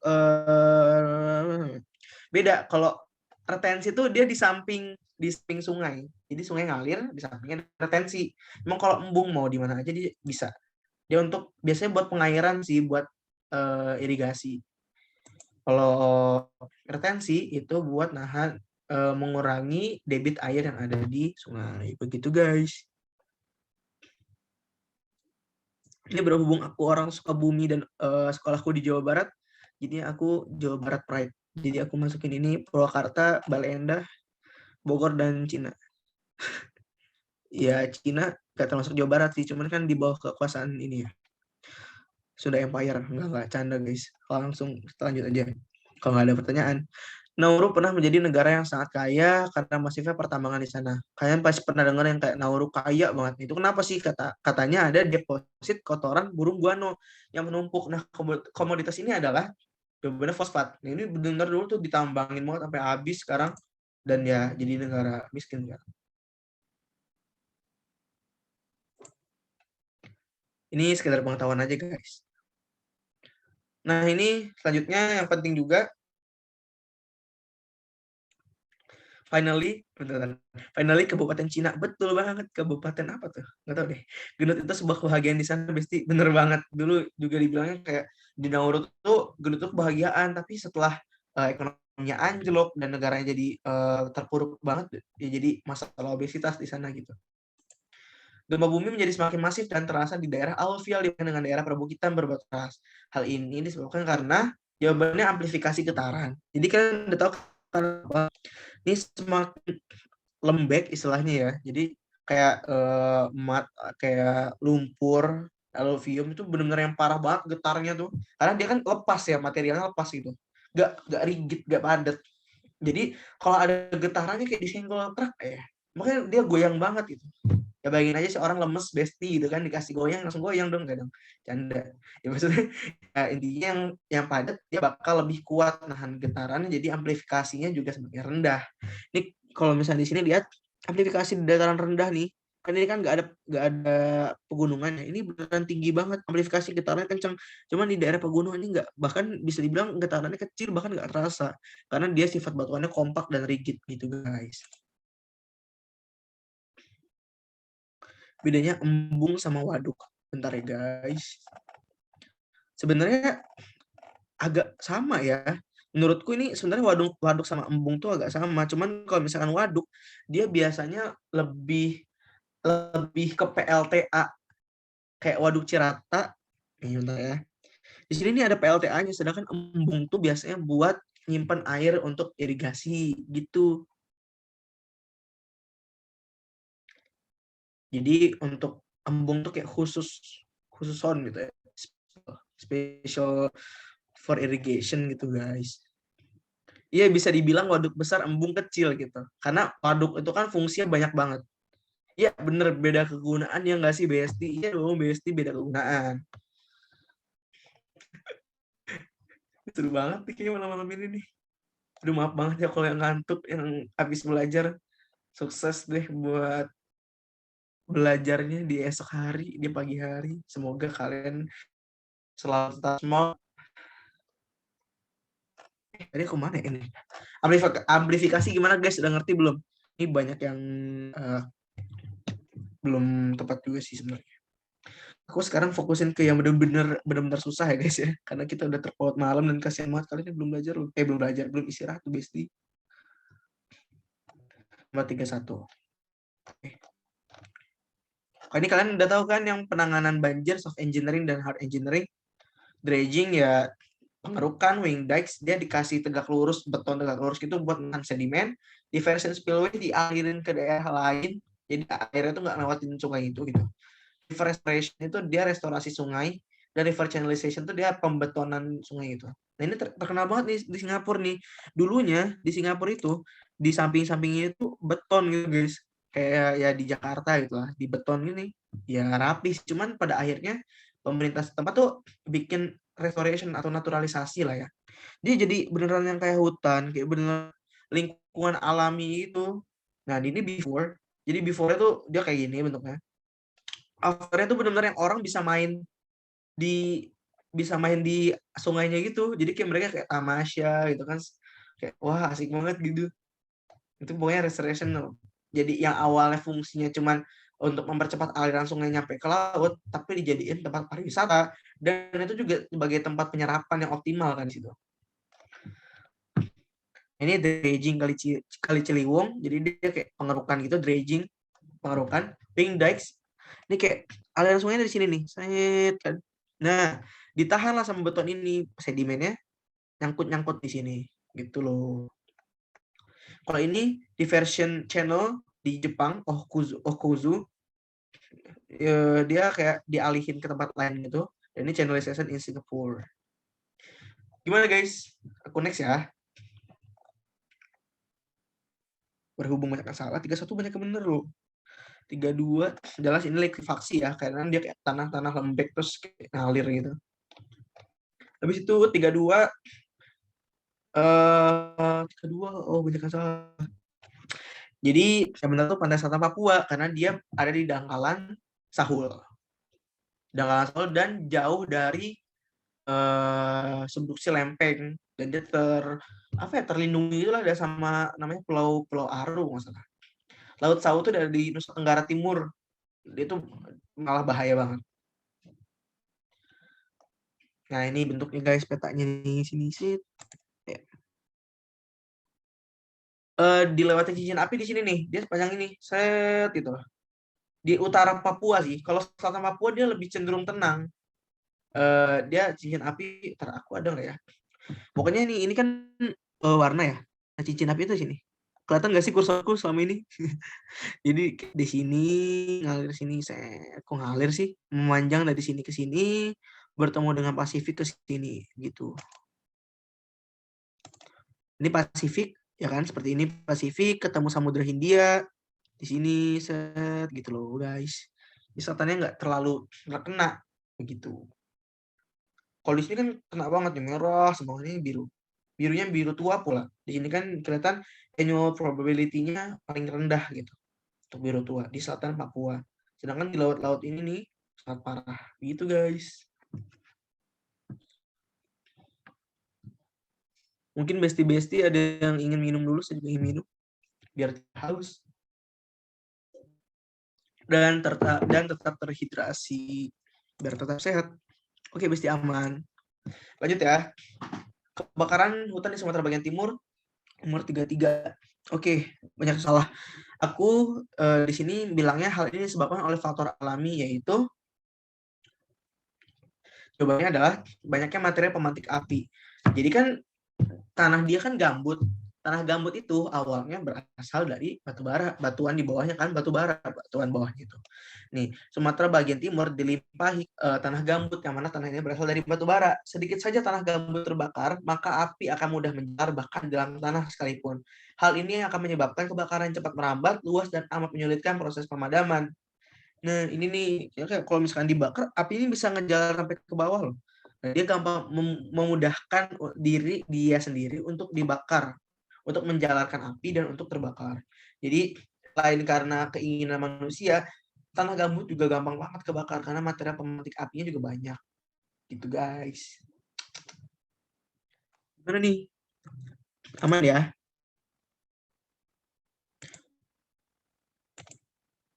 Cara ke bawahnya gimana, Besti? Dia kan panas ya. Ya, kalian bayangin aja sih kalau misalnya batu bara kan dia merah gitu kan, merah tapi ya dia nggak ngeluarin api yang kayak kita pikirin sekarang gitu. Maksudnya kayak ya di bawah kayak menjalar aja panas dan api-apinya menjalar ke bawah, bukan api yang gede itu. Cara ke bawahnya gimana? Bentar. Bukannya ada penghalang, enggak kan dia membakar pohon kan, pohon ngejalar ke bawah, dari bawah ngejalar ke tanah, akhirnya menjalar ke semuanya. Oke, kenapa nggak musim kemarau, Kak? Di opsiku adalah adanya musim kemarau berkepanjangan. Sebenarnya masalah utamanya bukan di musim kemarau yang berkepanjangan sih, kalau yang aku lihat selama ini ya, karena nggak terlalu mendominasi gitu untuk musim kemarau. Menurutku ini kebakaran hutan di Sumatera bagian timur itu kombinasi antara dua hal, manusia dan alam. Manusianya di mana? Manusianya itu sengaja membakar hutan, bukan musim kemarau. Manusia membakar hutan dengan sengaja. Nah, yang alaminya apa? Karena kesengajaan manusia ini, jadi apinya nyampe ke tanah dan merambat dengan cepat. Itu jadi faktor alami gitu loh. Sedangkan ada yang musim kemarau, menurutku kurang tepat. Karena yang seharusnya lebih tepat adalah manusianya itu sendiri. Gitu. Bagaimana, Diani Wira?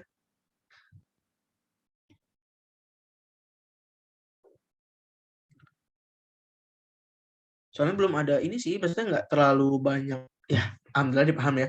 Soalnya nggak terlalu banyak bukti yang bilang kalau misalkan ya ranting gesekan bikin api gitu. Maksudnya ya ada, cuman tuh ya case-nya kecil sih, nggak sebanyak manusia gitu.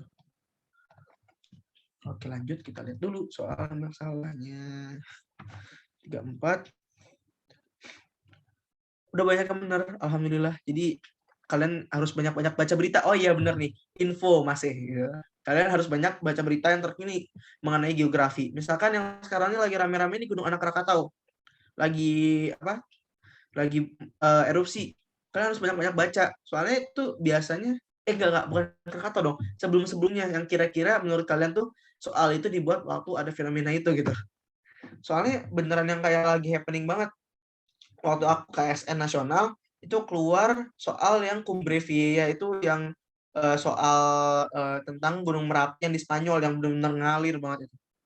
Nah itu keluar dan aku waktu Hamin satunya aku malah cuma ngeliatin lavanya karena satisfying waktu dia ngalir. Terus aku jadi agak nyesel karena aku cuma ngeliatin dan nontonin lavanya di YouTube, bukan nyari ilmu geonya. Jadi kalian harus belajar. Setiap pelajaran yang ada geo jangan dinikmatin doang tapi harus dipelajari juga. Perang Ukraina, nah itu juga pasti keluar deh harusnya. Kalian harus baca-baca juga sih dampak-dampak perang Ukraina itu. Apalagi nanti kan ada tentang perdagangan internasional, pokoknya harus dibaca sih. Ini ancaman paling mematikan ketika terjadi erupsi gunung api, kalian udah tahu guguran awan panas. Jadi guguran awan panas ini puncak gunung yang gugur jatuh atas gitu. Udus gembel ya, turun dengan cepat. Nah, itu kenapa sih? Karena kebanyakan korban nggak sempat melindungi dirinya. Kayak tahun Desember tahun lalu tuh guguran awan panas Gunung Semeru tuh runtuhnya kubah lava tuh yang ada di atas, dia runtuh dan jadinya mengikuti aliran sungai gitu dan melebar ke tepi samping badan sungai. Jadi ini ada bentuk apa ya, zona berbahaya di gunung api itu, dia merahnya mengikuti aliran sungai kalau kalian lihat. Jadi ini daerah bahaya karena dia mengikuti curamnya lereng di pegunungan itu. Gimana Besti? Aman nggak Besti?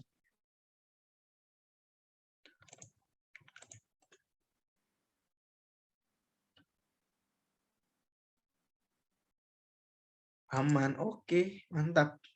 Kawasan di selatan Banten dan Sukabumi, nih Sukabumi Pride, dinilai berpotensi mengalami gempa besar. Nah, kenapa sih? Nah, oke, karena gempa ini dinilai dapat terjadi karena ditemukan adanya seismic gap di daerah tersebut. Jadi ini kenapa kita tuh ketar-ketir banget ya? Kita tuh cuma tahu megatrust, megatrust, megatrust, tapi kenapa sih kok ada istilah kayak gitu? Nah, ini kelihatan banget nih di selatan Banten sama di Sukabumi ini, satu Jawa Barat, kok dikit gitu loh gempanya. Seharusnya wilayah ini tuh banyak gempanya guys. Kayak nih, gempa Pangandaran tuh ada di sini. Dan ini sekumpulan titik-titik gempa yang harusnya sebanyak ini gitu. Tapi kok di sini dikit doang. Nah, ini yang dibilang peneliti sama dibilangin peneliti yaitu seismic gap. Jadi yang seharusnya zona itu banyak gempa, tapi malah sedikit gempanya. Dan berarti kan gempa itu kan pelepasan energi ya guys. Nah, kalau misalkan gempa-gempa, berarti energinya tertahan terus dan itu menimbulkan potensi gempa yang mega atau yang besar banget gitu. Gimana guys, aman nggak?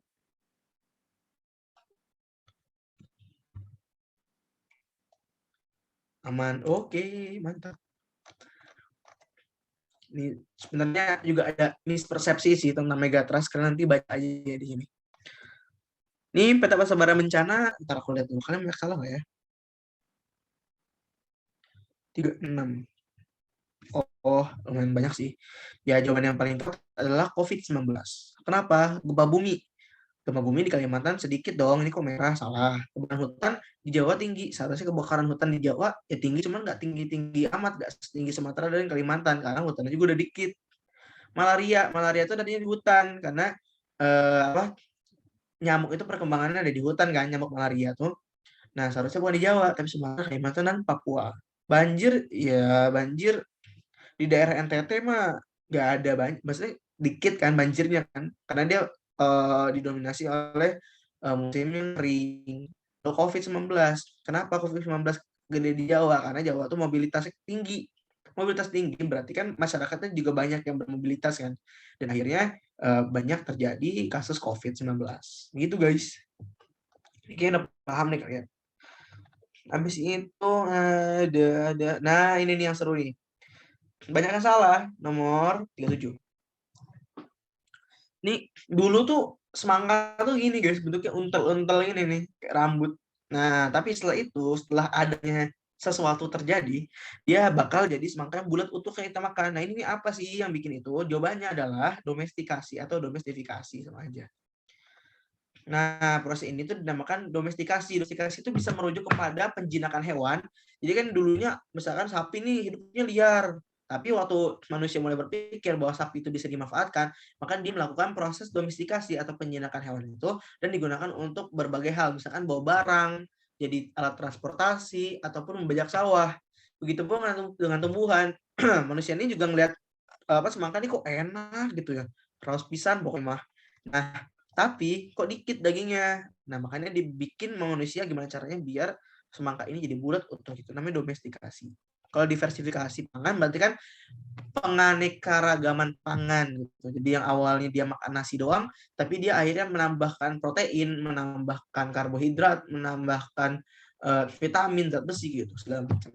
Natural breeding ya berarti kan lewat alami ya. Apa sih breeding itu bahasa Indonesia?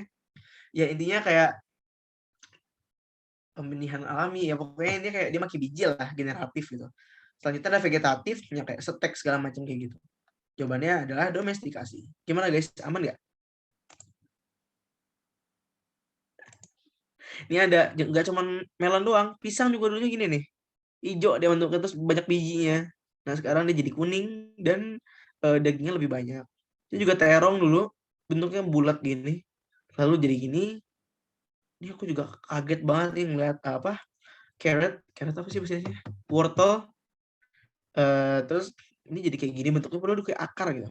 Ini juga dulu jagung tuh kecil itu. Cuman karena untuk kebutuhan manusia yang banyak, akhirnya gimana caranya biar jagung itu banyak bijinya dan banyak isinya gitu. Jadi istilahnya bisa dikonsumsi secara massal.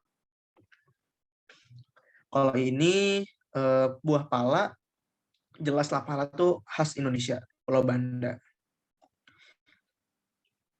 Ini hanya pengetahuan doang. Nah ini nih juga nih Besti nih, pernyataan yang salah mengenai revolusi hijau adalah revolusi hijau disebut juga sebagai revolusi lestari. Lestari itu evergreen, bukan green revolution, tapi evergreen revolution. Revolusi hijau tuh masih pakai mekanisme mesin yang canggih, cuman dia banyak pakai pestisida, jadi masih kurang ramah lingkungan. Sedangkan revolusi lestari dia tuh udah pakai prinsip sustainable development, jadi dia pembangunan jangka panjang. Gimana di Besti? Aman ya? Aman, oke. Aku lihat lagi yang banyak salahnya. Kok jadi banyak salah semua ya? Oke, ini banyak salah. Nomor 44 nih, paling banyak salah.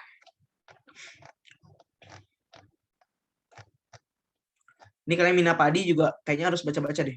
Oh iya kan, fun fact-nya kalian nanti insya Allah kalau misalnya ada yang tembus Aegyo ya, Aegyo 2023 tuh kalian di Bandung, makanya kalian tuh harus banyak-banyak baca tentang Bandung. Makanya aku masukin Jawa Barat apa pertanian Indonesia di sini, soalnya nanti 2023 di Aegyo bakal dilaksanain di Bandung. Jadi kalian harus banyak belajar tentang Jawa Barat dan Indonesia. Ya benar, Bandung pusat pertanian dunia. Sukabumi pinggirannya lah ya. Dia periphery. Yes, kita belajar geo lagi. Core periphery. Yoi, Jabar Pride. Minapadi ini khas Indonesia ya. Dia pada bahasa Inggrisnya juga Minapadi setauku. Jadi dia bentuk usaha tani dengan cara dia kayak menggabungkan dua teknik pertanian. Yang satu pertanian padi dan yang kedua tuh pertanian aqua ataupun pertanian yang mengedepankan pada budidaya ikan gitu. Jadi pertanian tuh bukan cuma belajar bertani, bukan cuma belajar padi doang, tapi ada pertanian aquaculture juga. Jadi budidaya ikan juga termasuk pertanian, guys. Harus kita lanjut ke 43. Ketahanan pangan harus memenuhi kondisi seperti berikut, yaitu benar semua. Ya, gampang ini mah ya. Ini kadang-kadang anehnya keluar nih UU nih. UU tuh OSK keluar aja pokoknya random dah pokoknya, soalnya banyak-banyak UU nomor 7 tahun 96. Dah intinya sekali lewat ya semoga benar. Nah, ini apabila angin bergerak sesuai dengan tanda panah berwarna hitam, apa yang dapat terjadi? Oke, jawabannya adalah wilayah Y banyak terdapat ikan. Loh kok bisa Kak? Gitu kan. Kok tiba-tiba banyak ikan gitu kan. Ikan dari mana? Oke. Soal di atas adalah penerapan dari spiral Ekman atau Ekman spiral adalah perubahan arus dari pengaruh angin ke pengaruh gaya Coriolis. Efek dari spiral Ekman adalah ketika angin berembus pada permukaan laut di selatan, maka arus permukaan akan bergerak ke arah ke arah kiri arus dan sebaliknya. Karena Pulau Jawa terletak di belahan bumi selatan, maka arus akan dibelokkan ke kiri atau selatan. Akumulasi arus ini nanti akan menyebabkan downwelling atau ya dia aku gambarin nih guys. Nah, spiral Ekman nih menyatakan bahwa pergerakan gelombang atau arus laut ya itu nggak sejajar sama angin. Jadi kalau misalnya anginnya lurus ke depan, ya pergerakan air laut itu nggak lurus ke depan langsung, tapi dia tuh bergerak ke kanan air lautnya. Jadi misalkan ini X, pergerakan angin X. Nah, ini nanti gerak air laut itu nyerong 45 derajat. Begitupun di bawahnya nyerong lagi ke kanan lagi. Nyerong lagi ke kanan lagi, nyerong lagi ke kanan lagi gitu, guys. Jadi angin itu tidak membawa gelombang air laut langsung ke depan itu, tapi dia bergerak. Tergantung di belahan bumi mananya. Kalau kalian di belahan bumi utara, itu ya seperti hukum bias belot ya. Dia bakal ke kanan. Tapi kalau misalnya di selatan dia bakal ke kiri. Makanya dia waktu naik ke sini nih anginnya lurus. Karena dia Jawa itu kan di belahan bumi selatan. makanya dia akan dibelokkan ke kiri. Otomatis air laut kan akan gerak ke kiri kan, ke sini. Air laut ini ngumpul di daerah X. Dia ngumpul di daerah X. Nah, nih, aku mau jelasin juga upwelling dan downwelling. Nah, di daerah ini, di X ini ngumpul banyak air. Kan kalian mikir aja nih, kayak mangkok ya. Airnya nih ngegeser ke kiri semua. Misalkan kalian dorong sekali ya, airnya ngegeser ke kiri. Serat. Nah, waktu air ngegeser ke kiri, otomatis air laut itu lebih tinggi daripada di daerah yang kanan. Jadi, waktu anginnya ke sini, harus air lautnya ke daerah X. Nah, ke daerah X, habis itu kumpul nih air laut semua di sini nih. Otomatis di daerah Y ini kurang air kan. Daerah X kelebihan air. Kelebihan air ini nanti masuk ke dalam laut. Namanya downwelling. Air turun, downwelling, turun. Airan turun ini nantinya gerak lagi ke sini di bawah air ke Y. Di Y nanti airnya muncul lagi ke atas. Serat. Namanya upwelling. Nah, downwelling ini sifatnya dia membawa oksigen dari permukaan bumi, dari permukaan laut turun ke bawah. Jadi di bawah tuh banyak oksigen yang memberi makan banyak, memberi nafas untuk bagi para ikan. Dan di Y, yang awalnya di bawah ini banyak nutrien dia, banyak nutrisi, diangkatlah ke atas, tepas atas saat. Karena nutrisi banyak di atas itu, di daerah Y ini banyak nutrisi, maka ikan-ikan ini rame di daerah Y. Jadi makanya jika angin ke sini, ke arah barat atau barat laut ya, di selatan Pulau Jawa, maka di daerah Y akan terjadi namanya upwelling, sehingga nanti upwelling menyebabkan wilayah Y banyak terdapat ikan. Begitu guys. Bagaimana nih? Apakah sudah mengerti besti Geo?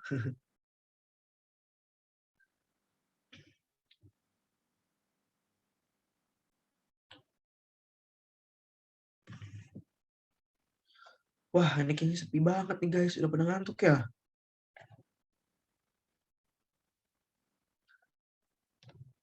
Nanti kalian bisa baca-baca lagi ya. Nah, ini juga coral bleaching yang tadi udah aku bilang, kita skip aja. Dan salah satu hal yang kalian harus apalin adalah kalian minimal harus gelar kepala sih untuk arus laut ini, dan aku sengaja namain pelabuhan Murmansk di Rusia. Ya, Rusia kan luas kan, bingung kan kali ya. Nah, Murmansk ini ada di daerah timur, di daerah baratnya Rusia. Jadi bukan di daerah timur. Nah, ini kalian hafalin pokoknya nanti ya. Oke, selanjutnya nomor 7. Ini kalian banyak benar, aku skip aja jawabannya kan. Ini nomor 48 juga pengetahuan. Nomor 49 ini siklus Wilson. Ini kalian bisa baca-baca aja sih sebenarnya. Untuk laut merah, karena apa dia termasuk ke dalam stage yang juvenil. Juvenil itu tahap kedua setelah embryonic. Embryonic tuh masih kertak-kertak gitu loh, kayak African Great Rift Valley itu. Kayak misalkan dia kan masih lembah-lembah gitu ya, belum terisi air. Sedangkan juvenil itu dia laut merah, melebar, udah terisi air, tapi kenampakannya belum selengkap yang mature atau dewasa. Nah, waktu mature, dewasa itu benar-benar udah lengkap banget. Kayak misalkan Samudra Pasifik, ya, Samudra Atlantik, dia masih melebar.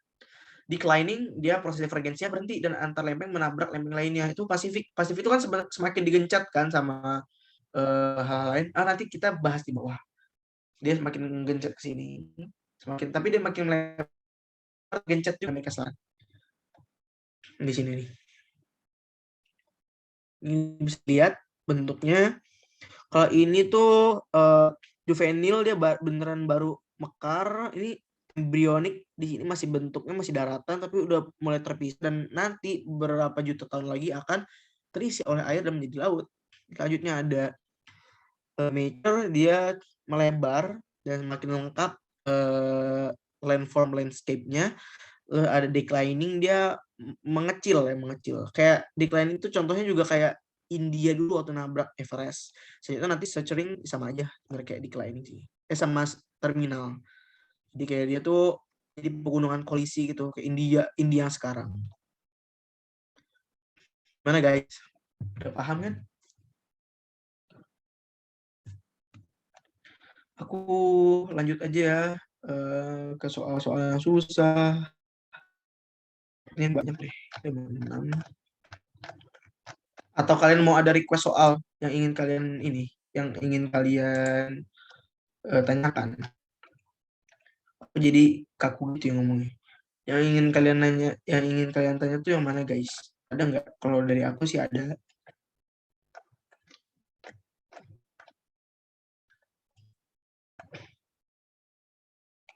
Oh, ini pengetahuan umum. Biasanya emang suka gitu CGRI, Cultural Geography. Jadi geobudaya tuh emang suka random banget guys nanyanya. eh Random banget nanyanya kayak suku-suku gitu.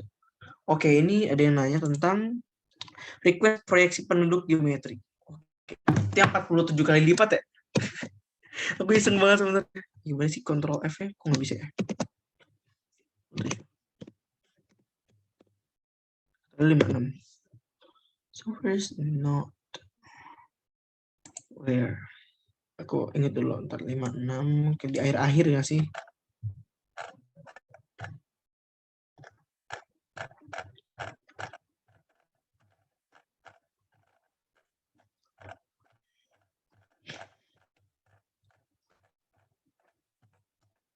Oke, sebenarnya pertanyaanku yang itu sebenarnya bisa.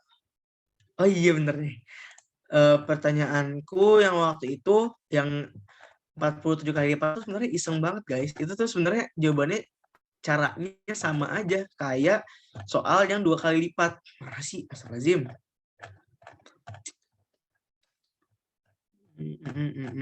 Bentar. Lupa ya. Kontrol F juga tidak bisa guys.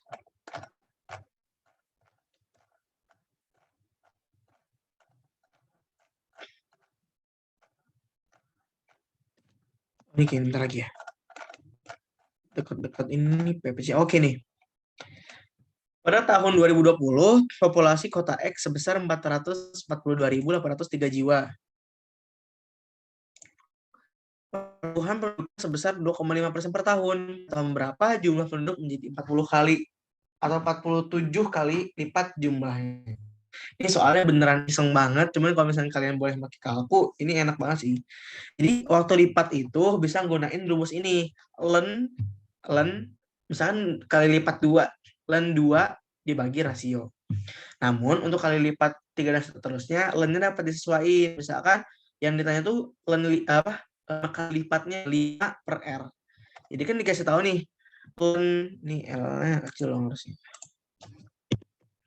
Len 47 berarti dibagi sama rasionya 2,5% kan. Akhirnya diketemuin lah len 47 dengan 3,85 dibagi sama 2,5. Hasilnya didapat 154. 154 itu bukan hasil akhirnya, tapi nanti 154 ditambah sama tahun ketika lagi ada sensus itu. Kan 2020 nih. Ya berarti 2020 ditambah 154 tahun. Berarti penduduk kota X akan berjumlah 47 kali lipat dari jumlahnya yang tahun 2020 itu tahun 2174 Masehi. Gitu guys. Intinya cuma pakai len doang. Kalau misalkan kali lipat, berapa kali lipat ini, berapa kali lipat itu, ya udah pakai len. Misalkan 71 kali lipat, berarti len 71 di R rasio. Ini benar-benar yang cepatnya untuk untuk lipat ganda. Bagaimana guys? Apakah aman?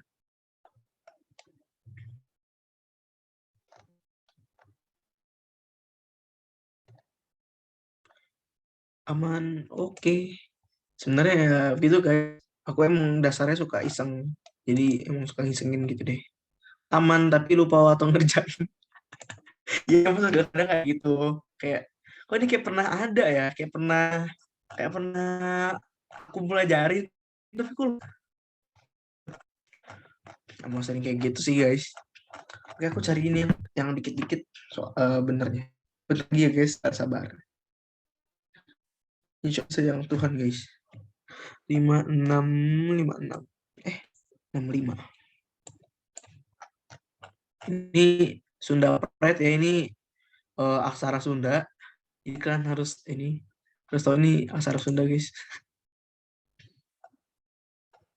Yang angka Sunda itu kak request yang angka 2020 apa? Oh, enggak guys, jawabannya Sunda.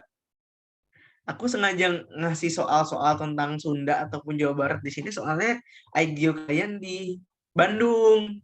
Misalkan IGO kalian di apa? Bojonggede, aku ke Bojonggede di Depok, aku kasih kalian tentang soal Depok ini untuk di Bandung.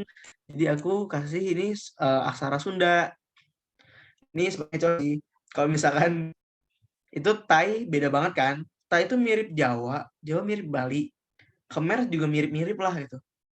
Maya ya nggak gini bentuknya. Kalau nggak salah emang Maya pakai aksara ya. Aku kurang tahu sih pokoknya tapi nggak gini bentuknya gitu. Nah ini Sunda. Sunda tuh dia kaku-kaku dan biasanya miring-miring gitu. Misalkan set-set gitu. Kayak angka 7 itu bisa jadi aksara gitu bentuknya. Ya, biasanya miring-miring gitu ada garis miring gini. Set. Nah, garis itu Sunda. Siapa tahu nanti bakal keluar guys soalnya biasanya ngikutin IGO-nya. Kalau IGO-nya di Paris, nanti ada pengetahuan Paris, nanti di apa IGO di Istanbul ada pengetahuan tentang Turki gitu. Ini ada tarian Sufi, ya tahu lah ya. Ikonnya 64. Oh, dikit banget ini yang benar. 42 70. Kita gaskeun aja guys, langsung ke 70. Berikut ini yang termasuk karakteristik dari perkotaan. Ini sebenarnya soalnya agak sosiologi ya, karena aku anak sosial, enggak canda. Berikut ini termasuk dari perkotaan. Masyarakat Gemeinschaft. Gemeinschaft itu paguyuban. Paguyuban itu yang karakternya kuat. Masyarakat organik. Masyarakat organik ini dia organik itu bukan maksudnya pedesaan, tapi lebih ke kerjasama yang berdasarkan kepada pekerjaan gitu. Lawannya mekanik. Oke, aku langsung skip aja ya ke soal-soal yang menurutku paling penting yang kalian mungkin banyak salah. Berhubung ini sudah malam. Dan ini nomor 75 nih, batuan yang benar itu adalah batuan sedimen. Kalian mikir kenapa sih kok sedimen gitu, padahal bentuknya begini. Ini dulunya adalah batuan yang membentuk lapisan di dalam laut gitu. Ini daerah Karangsambung, Jawa Tengah. Kalian boleh baca-baca banget ini untuk anak geo wajib banget baca Karangsambung. Jadi dulunya di bawah tanah tapi terkena uplift, dia naik dan jadi vertikal, hampir vertikal. Ini dulunya lapisan ini kan kelihatan nih kayak lapis ya. Nah, ini nih dulunya bentuknya vertikal gitu kayak lapisan-lapisan, tapi karena terdorong oleh gaya-gaya endogen dan yang lainnya, maka dia membentuk jadi lapisan ke atas gitu guys.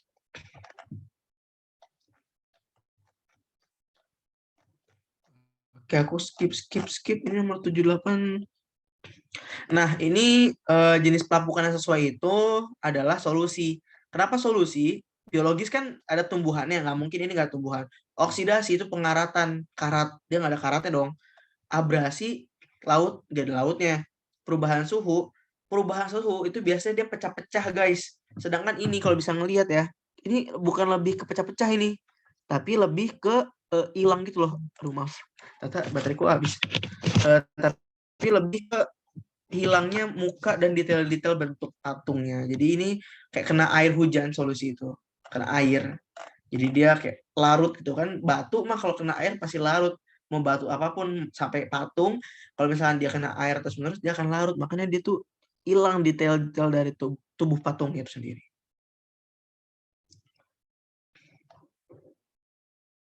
Oke, 2 soal lagi ya aku jabarkan. Ini oh ya ini boleh deh kalian baca-baca. Ini ada dua ahli yang bilang ya. Ini ada Galloway sama Fisher. Nanti kalian bisa baca-baca sendiri.